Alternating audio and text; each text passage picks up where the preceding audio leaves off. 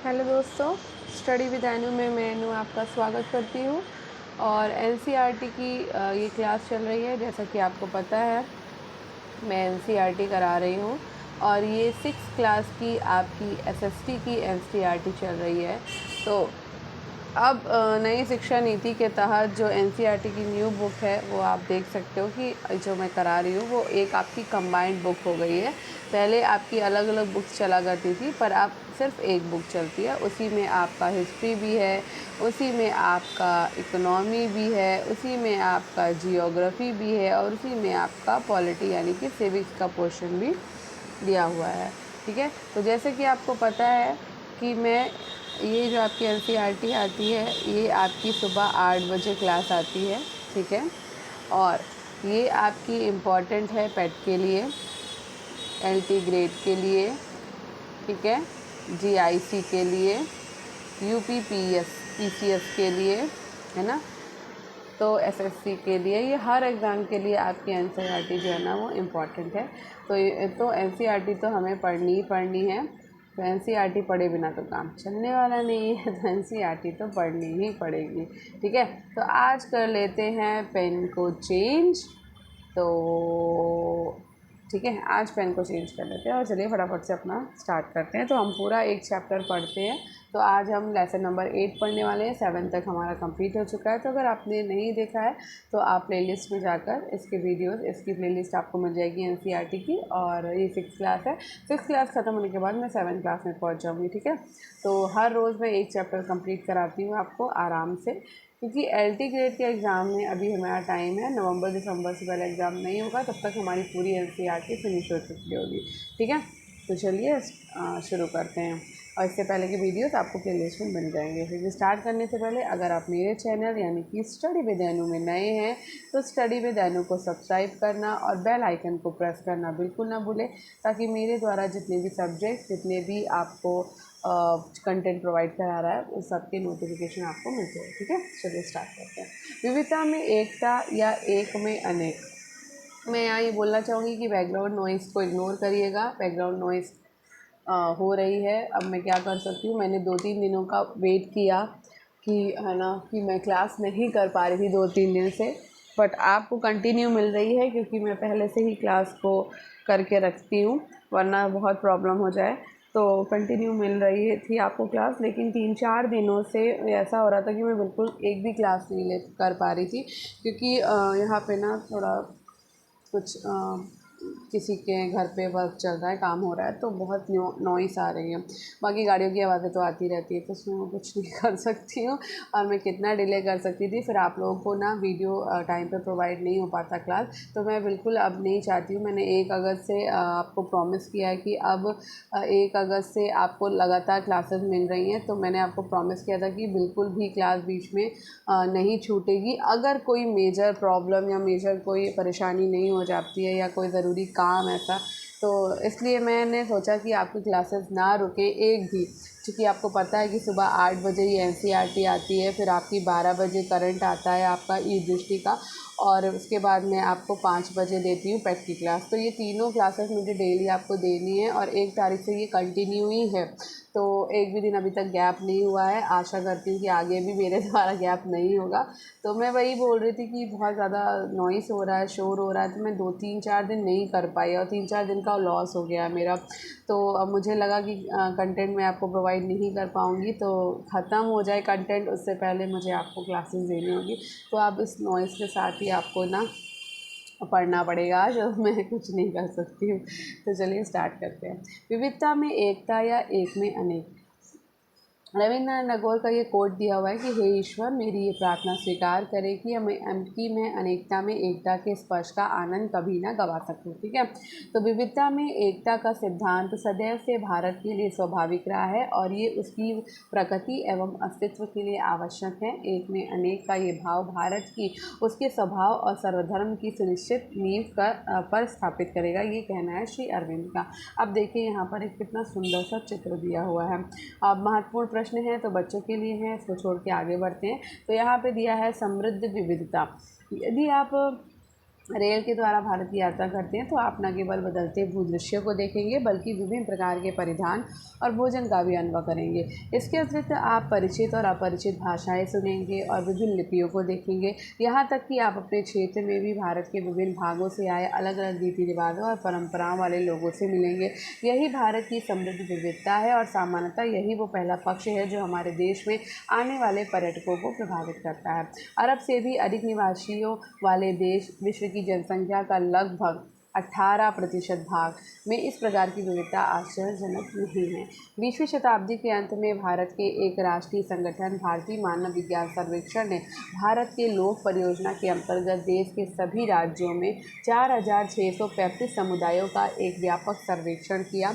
इसमें 25 लिपियों का उपयोग करने वाली 325 भाषाओं की गणना की गई। इस सर्वेक्षण में ये भी पाया गया कि अपने जन्म स्थान के निकट या अपने मूल समुदाय के साथ न रहने के कारण अनेक भारतीयों को प्रवासी भी कहा जा सकता है। ठीक है, नेक्स्ट आइए पता लगाएं। तो पता लगाना है बच्चों के लिए, तो अब नीचे का कंटेंट पढ़ते हैं। विविधता वास्तव में सुंदर है परंतु इसका अर्थ निकालना इतना सरल नहीं। एक शताब्दी से भी अधिक पहले ब्रिटिश इतिहासकार विशड स्मिथ ने विस्मयपूर्वक कहा था कि सचंभित करने वाली विविधता में भारत का इतिहास किस प्रकार लिखा जा सकता है। इस प्रश्न का उत्तर इस तथ्य में निहित है कि भारत विविधता में एकता प्रदर्शित करता है। विविधता में एकता का अर्थ क्या है? हम इस एकता या एक में अनेक को कैसे समझें और व्यक्त करें। इस प्रश्न के उत्तर के लिए हम भारतीय जीवन के कुछ आयामों को समझने का प्रयास करेंगे। सभी के लिए भोजन। आपस में कुछ विद्यार्थियों ने भारत के विभिन्न क्षेत्रों के पकवानों का सेवन अवश्य किया होगा। आपको ये जानकर आश्चर्य होगा कि हमारे देश भारत में आप लाखों ना सही किंतु हज़ारों प्रकार के व्यंजनों और पकवानों का स्वाद चख सकते हैं। फिर भी कुछ निश्चित अनाज हैं जैसे कि चावल, गेहूँ और बाजरा, ज्वार, रागी, विभिन्न प्रकार की दालों का लगभग पूरे भारत में उपयोग होता है। ये सभी अधिकांश भारतीयों का प्रमुख, देखो यहाँ पर ना पूरा मैप दिया है कहाँ पे कौन सी चीज़ का यूज़ ज़्यादा होता है, वो पूरा दिया हुआ है। तो आप देख सकते हो राजमा ऊपर के क्षेत्रों में है, जम्मू लद्दाख में राजमा यहाँ भी है, लोबिया खाई जाती है। ठीक है, इस रीजन में बासमती यहाँ पर आपको यूपी बिहार वाले यूपी रीजन में मिल जाएगी। मूंग दाल आपको यहाँ मिल जाएगी राजस्थान क्षेत्र में। फिर आपको मसूर दाल मिल जाएगी मध्य भारत में, है ना, मध्य प्रदेश में। चावल आपको इधर छत्तीसगढ़ झारखंड में मिल जाएगा। बाजरा मिल जाएगा आपको, मक्का मिल जाएगा आपको ये उड़ीसा वाले क्षेत्र में। छोले चना, मक्का, छोले चना मध्य भारत में। अरहर दाल आपको मिल जाएगी यहाँ गुजरात में। चना दाल मिल जाएगी महाराष्ट्र में, आपको अरहर दाल मिलेगी। अरहर दाल आपको इधर तेलंगाना और आंध्र प्रदेश वाले रीजन में। ज्वार, सोना मसूरी, पुन्नी चावल आपको इधर तमिलनाडु क्षेत्र में मिलेगा। कोलम चावल केरल में मिल जाएगा। बाजरा आपको इधर ना गोवा वाले क्षेत्र में मिल जाएगा। और मेरी आवाज़ थोड़ी सी वो हो रही होगी क्योंकि आज मुझे पता नहीं क्यों आज थोड़ा सा प्रॉब्लम हो रहा है। मुझे आज थोड़ा सा पेन हो रहा है इधर दांतों में, पता नहीं क्या हो गया है। 2-3 दिनों से यहाँ भी क्या प्रॉब्लम हो रही है मुझे नहीं समझ आ रहा, बट कुछ अजीब सा पेन सा हो रहा है। तो कभी कभी ज़्यादा होने लगता है तो मैं थोड़ा सा चलिए अब क्या ही बताऊँ। भारत के विभिन्न क्षेत्रों से अनाजों और दालों के ये सब उदाहरण हमें मिलेगी। ठीक है, अब भोजन है इसलिए इन्हें मुख्य अनाज भी कहा जाता है। और इसी प्रकार हल्दी, जीरा, इलायची और अदरक जैसे कुछ सामान मसालों का भी उपयोग पूरे देश में होता है। और हम इस सूची को कुछ सामान साग सब्जियों और तेलों इत्यादि के साथ आगे बढ़ा सकते हैं। इस तरह हम देखते हैं कि कैसे एक ही प्रकार की सामग्री एकता से विभिन्न प्रकार के विविधता अनगिनत व्यंजन और पकवान बनाए जा सकते हैं। ठीक है, आगे बढ़ते हैं। कक्षा की एक गतिविधि के रूप में अपने घर से उपयोग की जाने वाली भोजन सामग्री, अनाज, मसालों आदि की सूची बनाइए। किसी भी एक हरी सब्जी को लीजिए एवं विचार कीजिए कि उससे आप कितने प्रकार के व्यंजन बना सकते हैं। अब बात करते हैं यहाँ वस्त्र और परिधानों की। तो भारत के प्रत्येक क्षेत्र के लोगों ने वस्त्रों और परिधानों को अपनी स्वयं की शैली विकसित की। फिर भी हम कुछ पारंपरिक भारतीय परिधानों में एक समानता पाते हैं, भले ही उनमें किसी भी प्रकार की सामग्री का उपयोग किया गया हो। इसका एक स्पष्ट उदाहरण है कि भारत के अधिकांश भागों में पहने जाने वाला और विभिन्न प्रकार के सूत या धागे से बना एक लंबा परिधान जो है वो आपको पता है क्या होता है, साड़ी होती है। ठीक है, ये मुख्यतः कपास अथवा रेशम के धागे से बनती है, परंतु आजकल कृत्रिम यानी कि सिंथेटिक कपड़ों से भी ये बनाई जाती है। ठीक है, अब यहाँ पर एक ये देखो चित्र दिया हुआ है, वैशाली वर्तमान बिहार में तो प्राप्त साड़ी पहने हुए स्त्री की पत्थर पर उकेरी गई आकृति मिली है। ठीक है, बनारसी, कांजीवरम, पैठनी, पाटन, पोटला, मूंगा, मैसूर, रेशमी साड़ियों के कुछ प्रसिद्ध प्रकार है। सूती साड़ियों के और भी प्रकार होते हैं। कुल मिलाकर इस बिना सिले वस्त्र यानी साड़ी के जो है ना सैकड़ों प्रकार के रूप होते हैं। आप यहाँ पे देखो साड़ी का चित्र देख सकते हो, है ना। ये रंगीन पारंपरिक भारतीय कपड़ों की कुछ उदाहरण दिए हुए। ठीक है, तो इन्हें बुनाई और डिज़ाइन की विभिन्न विधियों से तैयार किया जाता है। कुछ डिज़ाइन कपड़े का ही हिस्सा होते हैं, जबकि कुछ को कपड़े की बुनाई के उपरांत उस पर छापा जाता है। अंततः रंगों में अनेक विविधताएं होती हैं जो कई प्रकार के रंगों से उत्पन्न की जाती हैं। इस तरह साड़ी का एक लंबा इतिहास रहा है। कुछ शताब्दी सामान संवत पूर्व वैशाली, जो कि आज के बिहार में पत्थर पर उकेरी गई आकृति में साड़ी पहनी हुई स्त्री को दर्शाया गया, जो कि हमने अभी ऊपर देखी। ठीक है, तो आइए पता लगाएं कि साड़ी का उदाहरण एकता और विविधता को कैसे प्रतिबिंबित करता है। तो ये देखेंगे बाद में। अब ध्यान रखने योग्य बात भी देख लेते हैं यहाँ पर। अब यहाँ पहले हम एक वो देख लेते हैं कि उकेरी गई आकृति किसको कहते हैं। तो एक डिज़ाइन जो समतल सतह के ऊपर उकेरी गई हो, यह पत्थर, लकड़ी, मृतिका, सिरेमिक या अन्य सामग्री की बनी हो सकती है। ठीक है, अब यहाँ पे ध्यान रखने योग्य बात देखते हैं कि बहुत लंबे समय तक भारत यानी कि विश्व में सर्वाधिक महीन सूत का उत्पादन करता रहा है और उन कपड़ों को यूरोप जैसे सुदूर स्थानों तक निर्यात करता रहा। 17वीं शताब्दी में एक सूती कपड़े पर छपा हुआ डिज़ाइन जो कि छीट यूरोप में इतना अधिक लोकप्रिय हुआ कि इसके कारण यूरोपीय परिधानों की कीमतों में बहुत बड़ी गिरावट आई। अतः अपने स्वयं के उत्पादों के संरक्षण के लिए इंग्लैंड और फ्रांस को भारत से छीट के आयात पर प्रतिबंध लगाने का निर्णय लेना पड़ा। ठीक है, आगे बढ़ते हैं। तो ये ध्यान रखने योग्य बात थी। साड़ी को पहनने के लिए अनेक तरीके हैं। ये एक क्षेत्र से दूसरे क्षेत्र और एक समुदाय से दूसरे समुदाय में भिन्न होते हैं। वास्तव में इसे बांधने और पहनने के लिए नए नए तरीके अभी भी खोजे जा रहे हैं, लेकिन अंततोगत्वा यह एक ही प्रकार का परिधान है और जिसको कि हम क्या बोलते हैं, जिसको कि हम बोलते हैं साड़ी। ठीक है, चलो आगे देखते हैं। ये देखो, महिलाएं साड़ी का प्रायः एक परिधान के अतिरिक्त अन्य प्रकार से भी उपयोग करती हैं। तो दक्षिण भारत से आप देख सकते हो क्या करा जा रहा है। बच्चा जो को पेड़ से यहाँ पर लटक रहा है उसको झूला झुला रहे हैं, मतलब, है ना। तो साड़ी का ये भी यूज़ है कि हम उसको झूला बना सकते हैं। तो ये किया जाता है, माएँ हमारी पहले करती थी ऐसा। ये देखो, यहाँ पर अनाज छानने का काम भी इससे हो सकता है आपकी साड़ी से। ठीक है, और इसके अलावा आप देख सकते हो यहाँ से, ये देखो नदी से छाना जा रहा है वो। तो बहुत सारे काम इससे लिए जा सकते हैं। विगत शताब्दियों में भारत आने वाले विभिन्न विदेशी यात्री इसकी सादगी, सुलभता और पहनने के विविध तरीकों को देखकर अभिभूत हुए। इसके अतिरिक्त महिलाएं साड़ी का एक परिधान के रूप में उपयोग करने के अलावा अन्य कार्यों में भी उपयोग करती है, जो कि हमने चित्र देखा। तो क्या आप ऊपर दिए गए चित्र बताना, ठीक है। तो ये पता लगाने वाली बात है, इसको छोड़ देते हैं। तो ये चित्र देखो था ना, इसमें यहाँ पे छन्नी से छाना जा रहा है, मतलब छन्नी बना दी है साड़ी की। ये देखो मटका, सर पे ना बोझ ना लगे तो उसको ना मटका रखने के लिए जो कपड़ा लगा है उसका यूज़ कर लिया साड़ी की जगह, साड़ी को लगा लिया वहाँ पे उस कपड़े की जगह। और यहाँ पे देखो घूंघट कर लिया, इससे धूप से भी बच रहे हैं हम यहाँ पे।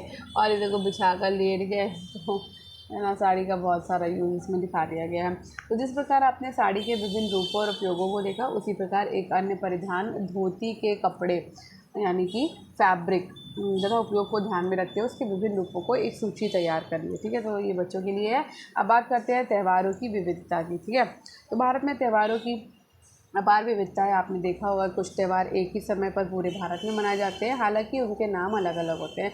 हम एक उदाहरण के माध्यम से इसे देखेंगे, जैसे कि 14 जनवरी के आसपास मनाया जाने वाला मकर संक्रांति का पर्व। ये पर्व भारत के विभिन्न भागों में फसलों की कटाई का सूचक है। ठीक है, ये याद रखना है हमें कि 14 जनवरी को जो हम मकर संक्रांति मनाते हैं वो फसलों की कटाई का सूचक है। ठीक है, अब ये कहाँ कहाँ किस नाम से मनाया जाता है, तो देखो यहाँ पर शिशुर संक्रांत के नाम से मनाया जाता है जम्मू कश्मीर वाले रीजन वाले पार्ट में। ठीक है, फिर आपका पंजाब में ये माघी लोहड़ी के नाम से मनाया जाता है, उत्तर प्रदेश में ये खिचड़ी पर्व के नाम से मनाया जाता है, असम में ये बाघ और माघ बिहू के नाम से मनाया जाता है। ठीक है, और ये आपका मध्य भारत में मकर संक्रांति के उसमें मनाया जाता है, और गुजरात में आपका उत्तरायण के नाम से, महाराष्ट्र में मकर संक्रांति के नाम से। ठीक है, और यहाँ पे आपका कौन सा रीजन आता है, देखो झारखंड छत्तीसगढ़ में पौष संक्रांति के नाम से, उड़ीसा में मकर संक्रांति के नाम से, आंध्र में आपका पेड्डा पडंगुगा के नाम से। ठीक है, और ये आपका केरल में मरर विलाक्कू। ठीक है, मकर संक्रमण, और यहाँ पे तमिलनाडु के में आपका पोंगल के नाम से है ना मनाया जाता है। ठीक है, तो आपने देख लिया कि एक ही त्यौहार कितने नामों से पूरे भारत में मनाया जाता है। ठीक है, तो आपको सबसे प्रिय त्यौहार कौन सा है आपको बताना है। तो चलिए आगे बढ़ते हैं बच्चों के लिए। अब यहाँ महाकाव्य नामक एक वर्ड दिया हुआ है, इसके बारे में देख लेते हैं। तो सामान्यतः एक लंबी कविता जो अतीत के महान नायकों और योद्धाओं की कथाओं का व्याख्यान करती है वो महाकाव्य कहलाती है। ठीक है, अब इसको थोड़ा बड़ा करते हैं और पढ़ते हैं। तो महाकाव्य का विस्तार साहित्य विविधता में एकता का एक अन्य उत्कृष्ट उदाहरण है। भारतीय साहित्य बहुत विविध है और विश्व के सभी धनी साहित्यों में से एक है। भाषा, लेखन शैली की तकनीक आदि में अंतर होने के बावजूद सदियों से भारतीय साहित्य ने विश्व के महत्वपूर्ण विषयों और चिंताओं को साझा किया। उदाहरण के लिए पंचतंत्र के बारे में किसने नहीं सुना है। मुख्य पात्रों के रूप में पशुओं के माध्यम से मनोरंजन कथाओं का ये संग्रह है, हमें महत्वपूर्ण जीवन कौशल सिखाता है। इसका मूल संस्कृत पाठ लगभग 2200 वर्ष पुराना है, परंतु इसका रूपांतरण लगभग हर भारतीय भाषा में किया जा चुका है। वास्तव में ये भारत से बाहर दक्षिण पूर्वी एशिया, अरब देशों और यूरोप में भी पढ़ा जाता है। ऐसा अनुमान है कि पंचतंत्र के 50 से अधिक भाषाओं के 200 से अधिक रूपांतरण उपलब्ध है। इस क्रम में इसने कथाओं के नए संग्रह को प्रेरित किया। ये प्रदर्शित करता है कि एक कहानियों का संग्रह किस प्रकार अनेक में परिवर्तित हो गया। यद्यपि भारत के सबसे प्रभावशाली 2 महाकाव्य हैं रामायण और महाभारत, ये याद रखना है। ठीक है, अपने मूल संस्करण में लगभग 7000 पृष्ठों में समाहित ये दोनों संस्कृत के महाकाव्य हैं, जिसमें नायक धर्म की पुनर्स्थापना के लिए युद्ध करते हैं। महाभारत में पांडव श्री कृष्ण की सहायता से अपने चचेरे भाइयों कौरवों से अपने राज्य की प्राप्ति के लिए युद्ध करते हैं। रामायण में भी श्री राम अपने भाई लक्ष्मण एवं हनुमान की सहायता से उस राक्षस रावण को पराजित करते हैं जिसने उनकी पत्नी सीता का अपहरण किया था। इन कथाओं में कई और छोटी कथाएं और उपकथाएं भी हैं जो नैतिक मूल्यों पर केंद्रित हैं और लगातार प्रश्न पूछती हैं क्या सत्य और क्या असत्य है। ठीक है, आगे बढ़ते हैं। तो हमने ये देखा, नेक्स्ट पे जाते हैं। तो ये देखो यहाँ पर सीता हरण का ये देखो दिया हुआ है ना, रावण ले जा रहा है ऐसे, तो ये पूरा चित्र किया गया है। तो रामायण के प्रमुख प्रसंगों को प्रदर्शित करता हुआ ये चित्र है, आपने देखा। और अब आगे देखते हैं। 2 सहस्र शताब्दियों से अधिक समय में इन 2 महाकाव्यों का भारत और भारत से बाहर अनुवाद और रूपांतरण किया जाता रहा। इसके साथ ही इनके अनगिनत लोक संस्करण भी हुए। कुछ वर्ष पूर्व एक विद्वान ने केवल तमिलनाडु में किए गए अपने सर्वेक्षण में लोक कथाओं के रूप में महाभारत के 100 से अधिक स्वरूपों को पाया। अब आप अनुमान लगाइए कि पूरे भारत में इन लोक कथाओं की कितनी संख्या होगी। वास्तव में बहुत से समुदायों में रामायण और महाभारत के अपने संस्करण भी हैं। उन्होंने इन महाकाव्यों के साथ अपने इतिहास को जोड़ने वाली किंवदंतियों को भी संरक्षित रखा है। भील, गोंड, मुंडा जैसे भारत के कई अन्य जनजातीय समुदायों के संदर्भ में ये विशेष रूप से सत्य है। भारत के पूर्वोत्तर तथा हिमालय क्षेत्र जैसे कि कश्मीर भी सम्मिलित हैं कि अधिकांश जनजातियों के पास इन दोनों अथवा किसी एक की अपनी लोक कथा भी उपलब्ध है। ये जनजातीय रूपांतरण मौखिक रूप से प्रसारित हुए। इनके साथ ही ये किंवदंतियाँ भी प्रसारित हुई कि किस प्रकार रामायण और महाभारत से जुड़े हुए पात्र सभी या कोई एक समानता पांडव, उनकी पत्नी द्रौपदी, कभी कभी उनके शत्रु दुर्योधन और चचेरे भाई उनकी जनजातियों से संबंधित क्षेत्रों में आए। मानव विज्ञानी के.एस. सिंह के द्वारा निर्देशित भारत के लोग परियोजना, जिसका हमने जो है पृष्ठ 126 पर उल्लेख किया था, में वे महाभारत के विषय में विचार व्यक्त करते हुए कहते हैं कि लोक कथाओं के अनुसार इस देश में शायद ही ऐसा कोई स्थान हो जहां महानायक पांडव ना गए हों। और यही बात रामायण के संदर्भ में भी कही जा सकती है कि सदियों से किसी अन्य साहित्य की अपेक्षा इन दो महाकाव्यों ने भारत एवं एशिया के विभिन्न भागों के मध्य एक सांस्कृतिक सूत्र के गहन तंत्र को विकसित किया, और ये विविधता में एकता का एक अन्य उदाहरण है। ठीक है, अब ये देखो चित्र दिया हुआ है, तो ये 5 पांडव का चित्र दिया हुआ है। देखो तो 5 पांडव है, तमिलनाडु के नीलगिरी के जंगलों में 5 पांडव को दर्शाया नक्काशीदार पत्थर इरुला जनजाति के द्वारा मंदिर में इस पत्थर को सुरक्षित रखा गया, जो इस बात का स्मरण करता है कि पांडव जो है इस क्षेत्र से गुजरे थे। ठीक है, आगे बढ़ते हैं। इस अध्याय की विषय वस्तु को और अधिक समझने के लिए हम अपनी यात्रा को जारी रख सकते हैं और भारतीय संस्कृति के और अधिक पहलुओं को और ध्यान दे सकते हैं। उदाहरण के लिए भारतीय शास्त्रीय कलाओं जिसमें शास्त्रीय वास्तुकला सम्मिलित है, में विविधता और एकता को सरलता से देखा जा सकता है। आप इन क्षेत्रों का अध्ययन कला पाठ्यचर्या के दौरान करेंगे। ठीक है, अंत में हमें ये याद रखना चाहिए कि भारतीय संस्कृति विविधता को संपन्नता के रूप में प्रचारित करती है, किंतु साथ ही विविधता को पोषित करने वाली अंतर्निहित एकता को भी दृष्टि से ओझल नहीं होने देती है। ठीक है, आगे बढ़ने से पहले तो भारत में विभिन्न परिदृश्यों, व्यक्तियों, भाषाओं, परिधानों, भोजन, त्योहारों और परंपराओं की विविधता है। विभिन्न क्षेत्रों में विविधता दृष्टिगोचर होती है, परंतु इसमें अंतर्निहित एकता भी है। भारतीय एकता विविधता का उत्सव मनाती है, क्योंकि विविधता विभाजित नहीं अपितु क्या है, समृद्ध करती है। ठीक है, तो ये हमारा लेसन बहुत छोटा सा था। यहाँ पे प्रश्न, क्रियाकलाप, परियोजनाएं बच्चों के लिए दी हुई हैं। ठीक है, तो ये चैप्टर हो जाता है फिनिश। तो आई होप आपको आज का ये वीडियो पसंद आया होगा। तो अगर आपको आज का ये वीडियो पसंद आया हो तो वीडियो को लाइक करिए, शेयर करिए और चैनल को सब्सक्राइब करिए, यानी कि स्टडी विद अनु के साथ कनेक्टेड रहिए। स्टडी विद अनु को सब्सक्राइब करिए। ठीक है, पढ़ते रहिए, सफलता ज़रूर मिलेगी।